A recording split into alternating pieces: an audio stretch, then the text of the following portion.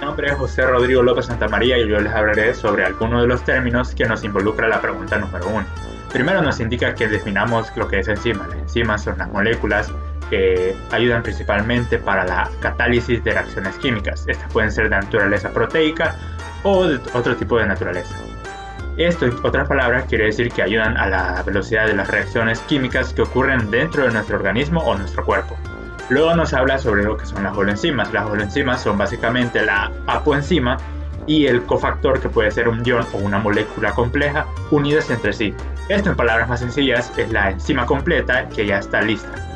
Y luego nos habla sobre lo que es la metaloenzima, que es básicamente la enzima que tiene como cofactor un ion del tipo metálico, como lo puede ser el níquel. Un saludo a aquel que contempla este material audiovisual. Mi nombre es Pedro Samuel Noche Hernández y seguimos con las pequeñas definiciones de lo que es coenzima, cofactor y sustrato. Ahora bien, coenzima es un tipo de cofactor. Este es orgánico y no proteico. Sirven como transbordadoras y tienen un papel muy importante dentro de la catálisis. Un cofactor es un componente de tipo no proteico que complementa a una enzima. Este cofactor tiene que estar presente en cantidades adecuadas para que la enzima trabaje de manera regular. Un sustrato es una molécula sobre la cual actúa la enzima. El sustrato se une a la enzima mediante el sitio activo, formando lo que viene siendo el enzima sustrato. Bueno, mi nombre es Oscar Salvador Morales Castillo. A continuación les voy a explicar qué es un cosustracto y qué es un sitio activo. Un cosustracto es un factor orgánico no proteico que se modifica y consume durante la reacción química en la enzima. Como principal función, estos tienen de estabilizar especies que aumentan los puntos de contacto de sustrato a enzima. Y ahora, mediante una animación, vamos a ver qué es el sitio activo de una enzima. Como podemos ver en la imagen, este es el sitio activo, al que se le une el sustrato, que está formado por el grupo pequeño de aminoácidos, y así se crea el complejo de enzima-sustrato. Hola, mi nombre es Natalie Lemus y les hablaré sobre la naturaleza química de las enzimas. Todos los agentes que desnaturalizan las proteínas también pueden destruir o inactivar a las enzimas. Entre estos se pueden mencionar las temperaturas altas, los ácidos fuertes y los metales pesados que pueden combinarse con ellas. Se sabe que son solubles en agua e incluso en soluciones salinas, pero no son solubles en alcohol. Durante la catálisis, las enzimas pueden sufrir modificaciones transitorias, pero no se consumen ni alteran de manera permanente. También son catalizadores en extremos selectivas y estereoespecíficas, y de manera típica catalizan las reacciones de un solo estereoisómero de un compuesto dado. Gracias. Yo soy Daniela Alejandra Martínez y les voy a hablar sobre la clasificación de las enzimas. Según la Unión Internacional de Bioquímica, IUB, la clasificación de las enzimas se da de la siguiente manera. Las oxidorreductasas, que son transferencias de electrones o átomos de hidrógeno. Las transferasas, que son transferencia de otros grupos no equivalentes al hidrógeno. Las hidrolasas, que son ruptura de un enlace por medio de agua. Están las ligasas, que son formación de enlaces por medio de moléculas de alta energía. Están las liasas, que son rupturas de enlace, e isomerasas por medio de un arreglo intramolecular.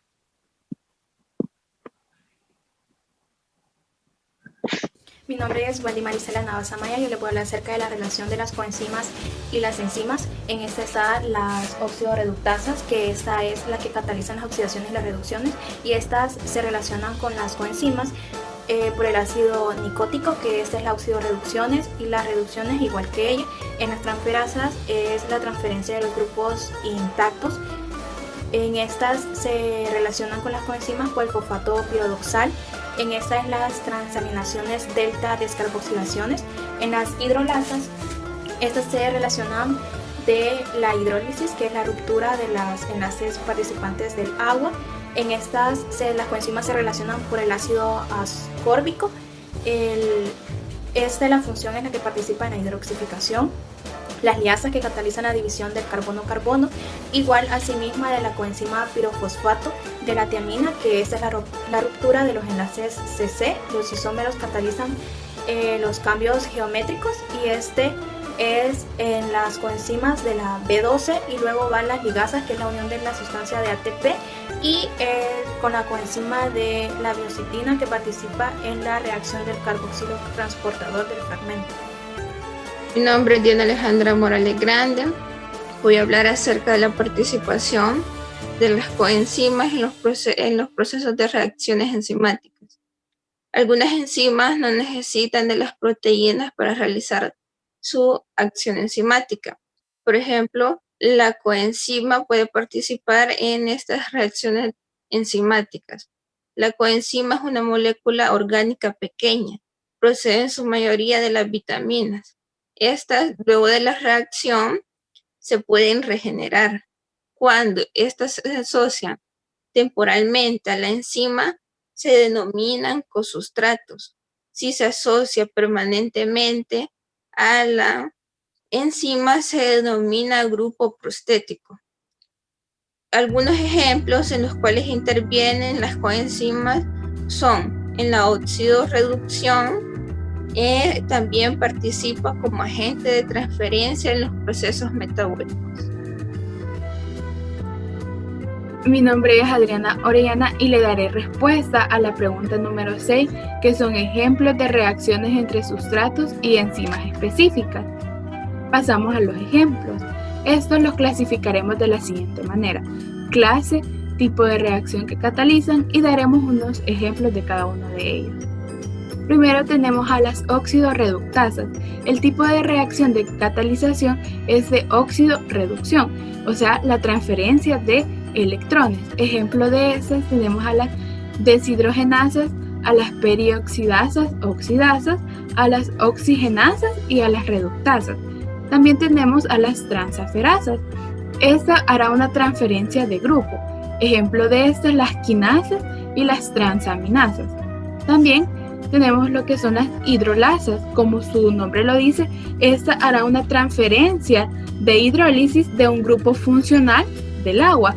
Ejemplo de esta es el pirofosfatasa y el tripsinasa, también la maltosa y la aldosa.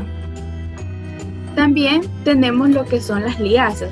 Las liasas harán una lisis de sustrato, generando así un doble enlace o también una adición de un sustrato o un doble enlace, pero de un segundo sustrato, y que es la sintasa. Entonces, ejemplo de eso sería la descarboxilasa pirúvica y el cistrato liasa. También tenemos a la isomerasa.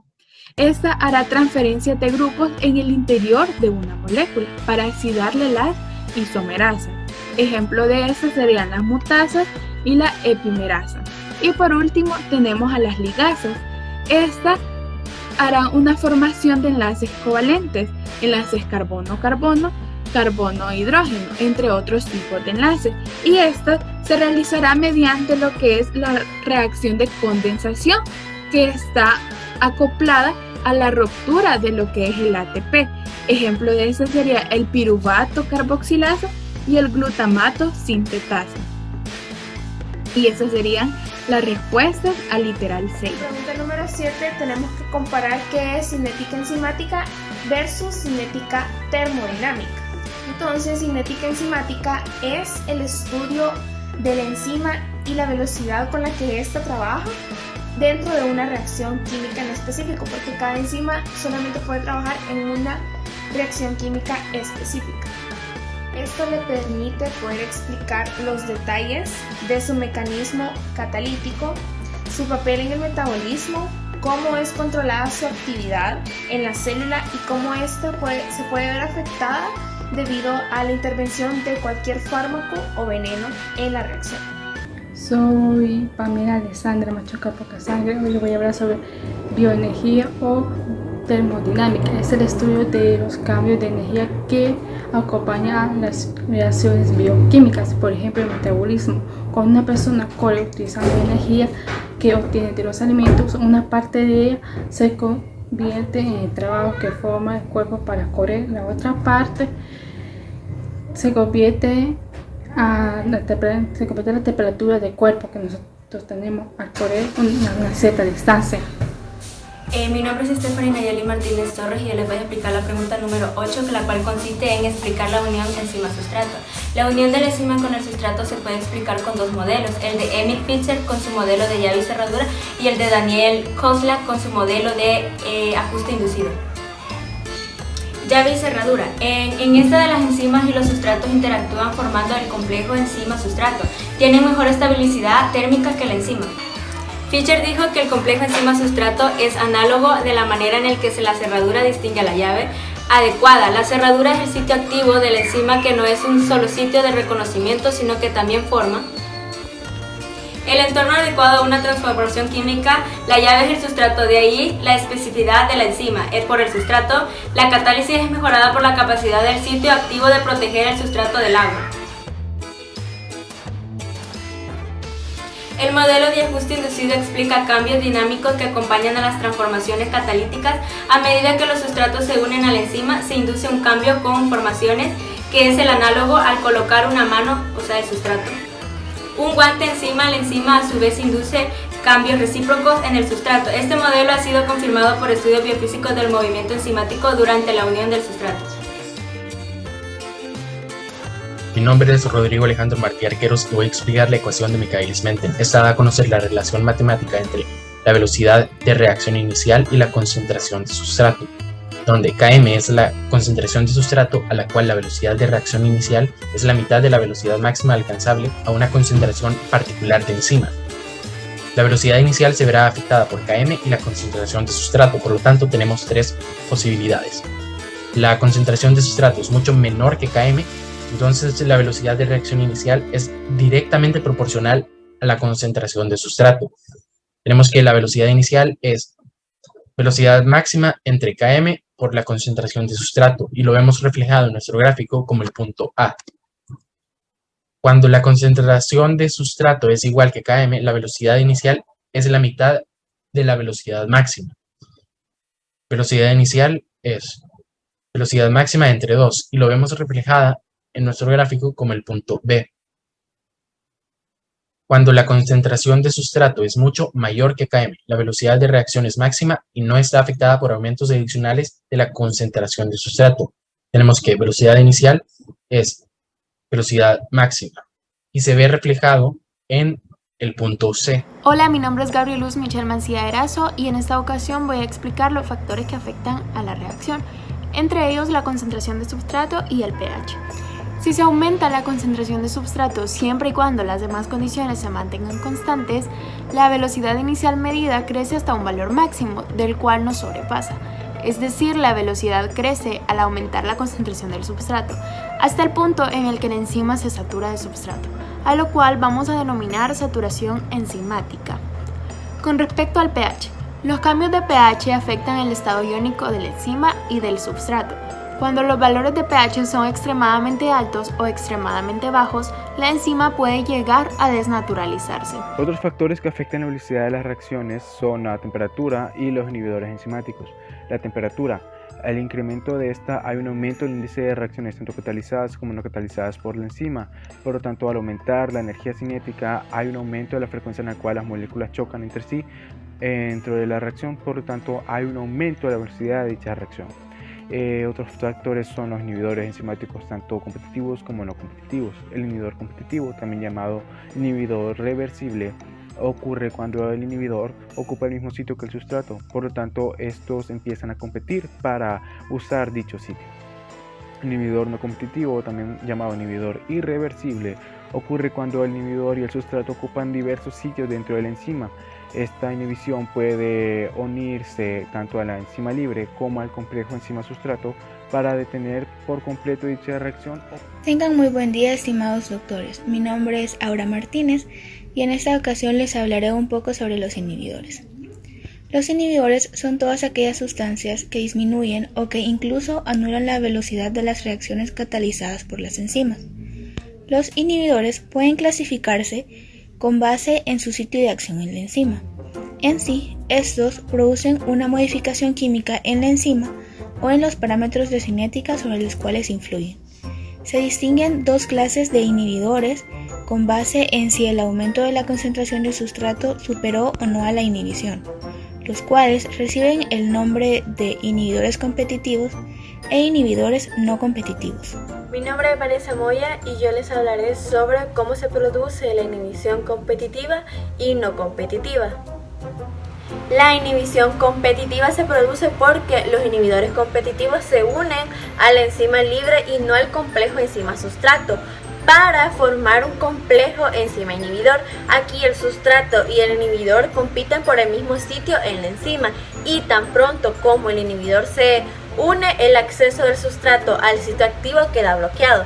Además, la concentración del complejo enzima inhibidor depende de la concentración del inhibidor libre y de la constante de disociación Ki, que es una medida de la afinidad de unión de la enzima al inhibidor.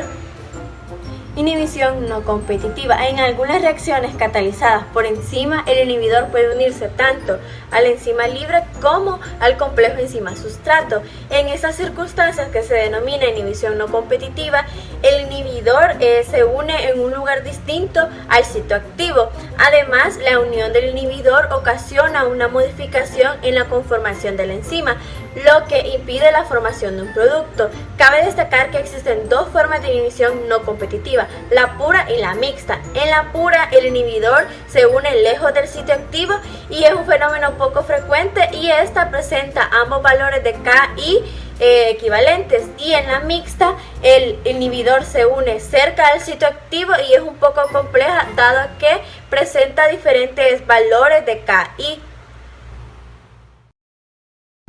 Mi nombre es Carolina Martínez y les hablaré de cómo son controladas las enzimas alostéricas. Son dos clases de enzimas reguladas alostéricamente. Enzimas de serie K. La cinética de saturación del sustrato es competitiva en el sentido de que Km se incrementa sin un efecto en velocidad máxima. De serie B, el inhibidor alostérico disminuye velocidad máxima sin afectar Km. Las alteraciones en Km o velocidad máxima a menudo son el resultado de cambios conformacionales en el sitio catalítico, inducidos por la unión del efector alostérico en su sitio. Para las enzimas alostéricas de la serie K, este cambio conformacional puede debilitar los enlaces entre el sustrato y los residuos de unión al sustrato. Para una enzima alostérica de serie B, el efecto primario puede ser para alterar la orientación o la carga de residuos catalíticos disminuyendo velocidad máxima. Sin embargo, se pueden observar efectos de intermedios en Km y Vmax como consecuencia de estos cambios conformacionales. Hola, muy buenas, mi nombre es Benjamín Mendoza. Yo les voy a hablar acerca de las enzimas, específicamente las enzimas no funcionales, pero para esto tenemos que tener en cuenta un término muy importante que es una enzima. Una enzima es una proteína producida por células de un organismo que ayudan a las reacciones químicas que produce el cuerpo en sí. Dicho esto, podemos concluir que una enzima no funcional es intracelularmente baja en concentración al plasma y la podemos encontrar en la amilasa. ¿Qué es la amilasa? La amilasa es una enzima que ayuda a digerir los carbohidratos y la podemos encontrar en las glándulas salivales y la produce el páncreas también. Buenas tardes, doctora. Mi nombre es Mónica Orellana y yo hablaré acerca de las enzimas funcionales.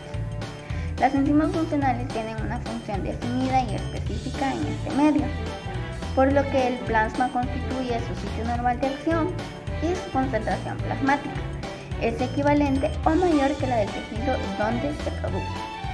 A este grupo pertenecen la pseudocolinestridasa y el pseudoplasmina, así como las enzimas que intervienen en lo que es la coagulación de la sangre. Gracias. Buenas tardes, mi nombre es Rodrigo Humberto Mejía Escobar y me ha tocado el enunciado número 15, lo cual es explicar la importancia que tienen las enzimas en el diagnóstico clínico. Pero como nosotros podemos saber, las enzimas están en cantidades específicas a lo largo de nuestro cuerpo. Entonces, cuando nosotros podemos ver que hay una elevación de estas enzimas, esta puede ser en una parte específica, esto podría ser causado por un daño o un trastorno metabólico. Entonces, las enzimas nos ayudan a diagnosticar con más certeza de una multidiversidad de enfermedades. A continuación vamos a dar dos ejemplos en las que las enzimas actúan en las enfermedades. Como podemos ver en el infarto del miocardio, pues el dato fundamental de esta enfermedad se da por las elevaciones de las enzimas plasmáticas. Las más frecuentes que nosotros podemos ver son la creatinfosfoquinasa y la deshidrogenosa láctica. Entonces, cuando hay unas elevaciones de estas enzimas, podemos decir que fue un infarto de miocardio. El otro que podemos ver es las enzimas marcadoras de alcoholismo. Entonces, la determinación de la enzima GGT en el plasma es como marcador sensible y precoz, que es de gran utilidad para poder dar un diagnóstico de estilismo crónico.